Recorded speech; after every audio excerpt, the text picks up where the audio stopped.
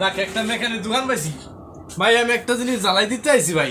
হ ভাই কি ভাই আমার 10টা টাকা ছিটে গেছে ভাই, একটু জ্বালাই দিয়ে দেন ভাই। টানা টানা হয়ে গেছে। ও ভাই জ্বালাই দিয়ে দেন ভাই। ভাই টেহা তো আনছেন, টেহা তো জান নাই, আর কিছু খরচপাতি কিন্তু যাবে না। কত খরচ হইবে না ভাই? ভাই কাজটা করি তারপরে দেখেন। ওকে ওকে, একটু করতে wait থান। টেহা দি ভাই একবারে পুরো তেজপাত হয়ে গেছে। একটু সময় দেন ভাই, আমি এই করে রেখে, আমার পেশা এটা, ঠিক আছে?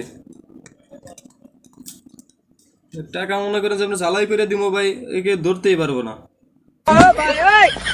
আমি আজকে 35 বছর ধরে ভাই এই ব্যবসা করি। আমার দাদাই করছে, আমার তাওই করছে। হ্যাঁ মোটামুটি ভাবে আইছে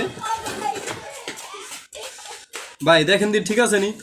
ঠিক আছে, কয় টাকা হয়েছে বিল ভাই? ভাই 20 টাকা হয়েছে।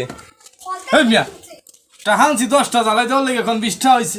ভাই আমার 18 টাকার কারিনি ফুরে গেছে। ধর মিয়া, আর 2 টাকা কি আমার দিবেন না? মন্দি কমদি কয় কি রে? এই কারণেই কাস্টমারের কাজ করবার চাই না।